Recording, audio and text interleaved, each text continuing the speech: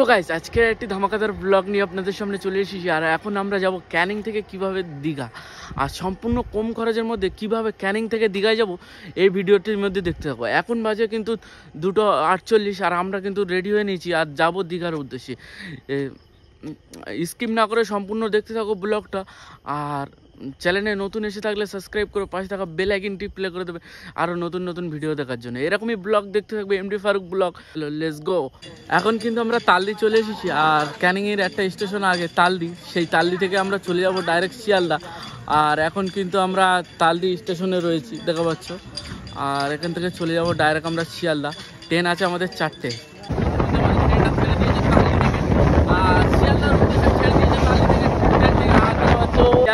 ঘড়ির কাঁটায় এখন 5টা 9 আর আমরা এখন চলে এসেছি শিয়ালদা।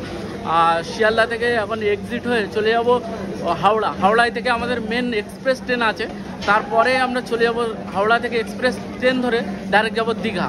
আর ব্লগটার সাথে থাকো। এখন এক্সিট হয়ে নেবো আমরা শিয়ালদা থেকে। চলো লেটস গো। এখন কিন্তু আমরা এক্সিট হয়ে নিলাম শিয়ালদা স্টেশন থেকে। শিয়ালদা স্টেশন থেকে সোজা একটু 2 মিনিট হেঁটে আসলে পেয়ে যাবে এখান থেকে হাওড়ার বাস। আর ফাইনালি এত বড় আমার লাগেজ টেনে নেওয়া হচ্ছে, দেখা পাচ্ছ তোমরা। এত বড় লাগেজ কিন্তু আমাকে টেনে নেওয়া হচ্ছে তোমাদের জন্য। চলো লেটস ব্লগটা লাইক করে দিও, শেয়ার করে দিও, কমেন্ট করে দিও। আমাদের হাওড়া তো বাস এইটা, আর হাওড়া লেখা রয়েছে, দেখা পাচ্ছ তোমরা। আর আমরা কিন্তু হাওড়া এখন উঠে যাবো, হাওড়া বাসে এখন উঠে যাবো। আমরা কিন্তু 17 জন রয়েছি, ডাইরেক্ট দীঘায় যাচ্ছি, চলে যাচ্ছি সবাই। 17 জন রয়েছি আর পুরো টিমটাই আমরা রয়েছি। ইতিমধ্যে আমরা চলে আসলাম এখন হাওড়া ব্রিজের ওপরে। আর ইন্ডিয়ার মধ্যে নাম্বার 1 ব্রিজ। আর সেই হাওড়া ব্রিজ যতবার আসি ততবারই মনে পড়ে এই হাওড়া ব্রিজের কথা। এই হাওড়া ব্রিজের নিচে বসে আর এই গঙ্গার হাওয়ার কথা মনে পড়ে। এইটাই হচ্ছে number 1 bridge, Howrah bridge. Howrah স্টেশনে চলে এসেছি আর এখন ঘড়ির পাটায় দেখো পাচ্ছ 5:46 বাজে। আর হাওড়া স্টেশনের ওপরে রয়েছি। আর হাওড়া স্টেশনে এসে কতটা সুন্দর দেখা পাচ্ছে। এইদিকে দেখা যাচ্ছে হাওড়া ব্রিজ আর গঙ্গা, পাশে গঙ্গা, আর গঙ্গার হাওয়াটা যা লাগছে। তার উপরে সানরাইজটা দেখা পাচ্ছ তোমরা। ও ব্রিজের জন্য দেখা যাচ্ছে না ভালো, তবুও দেখো কত সুন্দর সানরাইজটা লাগছে। ও হো, অসাধারণ। ট্রেন আছে কিন্তু 6:45 আর আমরা ট্রেন থেকে চলে যাবো ডাইরেক্ট দীঘা। চলো লেটস গো। হাওড়ায় এসে কিন্তু আমরা টিকিট কেটে নিয়েছি, জেনারেলের টিকিট মাত্র 90 টাকা নিয়েছে। আর আমাদের কিন্তু ট্রেন দিয়েছে 19 নম্বর প্ল্যাটফর্মে। আর আমরা চলে যাচ্ছি 19 নম্বর প্ল্যাটফর্মটা হচ্ছে ওইদিকে হচ্ছে 19 নম্বর প্ল্যাটফর্ম। আর আমরা কিন্তু এখন তো বেরিয়ে যাচ্ছি। আর আমাদের মেয়েটা প্রচণ্ড কষ্ট করছে, আমাদের জার্নির একটা মূল লিডার বলতে পারো, সদস্য বলতে পারো। বেশ একটা হাই করে দাও।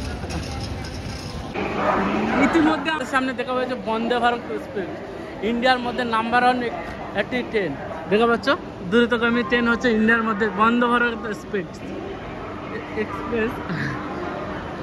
দেখা পাচ্ছ পুরো কতটা সুন্দর দেখা পাচ্ছ। যাবো আমরা কিন্তু যাবো এই তাম্বুলদা এক্সপ্রেস।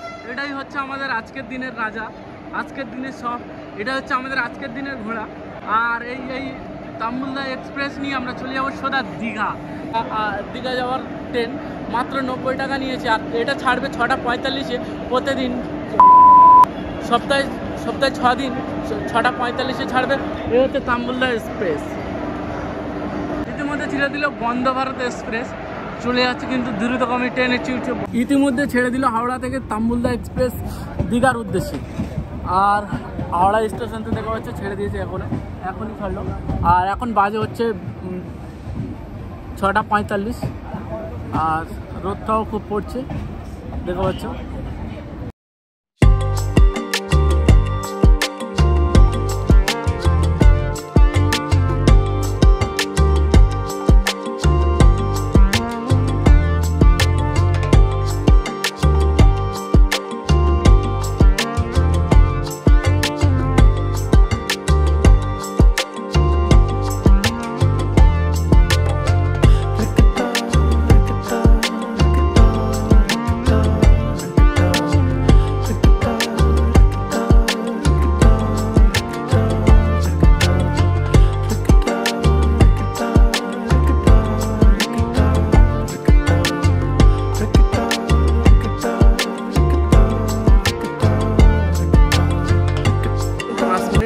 হচ্ছে কাঁথিতে, আর আমরা কিন্তু আছি এখন কাঁথি স্টেশনটা দেখা পাচ্ছ একদম স্মুথলি। আর এখানে আমাদের 5 মিনিট ট্রেনটা হোল্ড করেছে, আর হোল্ড করার পরে আমাদেরকে সিগন্যাল দিচ্ছে আমাদের যেতে হবে।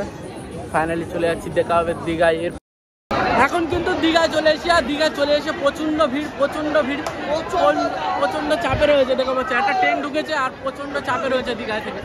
আর ফাইনালি 8 ঘন্টা জার্নি করার পর ফাইনালি এখন দীঘায় পৌঁছে গেছি। আর চলো হোটেল রুম ভাড়া কত খরচ হয়েছে পুরো বিস্তারিত ভিডিওটা বলে দেবো, চলো লেটস গো।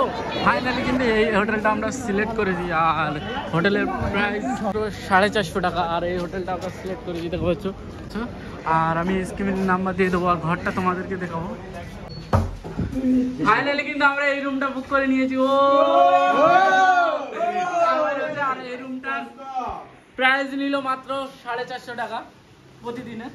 আর বাথরুমটা যদি দেখায়, ও কমন, আচ্ছা বাথরুমটা মোটামুটি ভালো। টোটাল খরচ হয়েছে কত আমি ভিডিওর মাধ্যমে বলে দেবো। আর এখন টোটাল খরচ হয়েছে আমাদের 120 টাকা। আমাদেরকে প্রথমে শিয়ালদা থেকে ক্যানিং থেকে শিয়ালদা টিকিট কেটে নিতে হয়েছে মাত্র 10 টাকা। আর শিয়ালদা থেকে হাওড়া আসতে হয়েছে মাত্র 10 টাকা। আর আমাদের কিন্তু হাওড়া থেকে ট্রেনে এসেছি, তার প্রাইস নিয়েছে 90 টাকা। আর এখন আমরা হোটেলে চলে এসেছি। এই হোটেলটা খুব ভালো, আর হোটেলটা দেখা হচ্ছে এখান থেকে সিঁড়ি আছে। আর এই হোটেলে তোমরা আসতে পারো, এই হোটেলের নাম্বার আমি স্ক্রিনে দিয়ে দেবো। আর আজকে এই পর্যন্ত ব্লগটা শেষ করছি।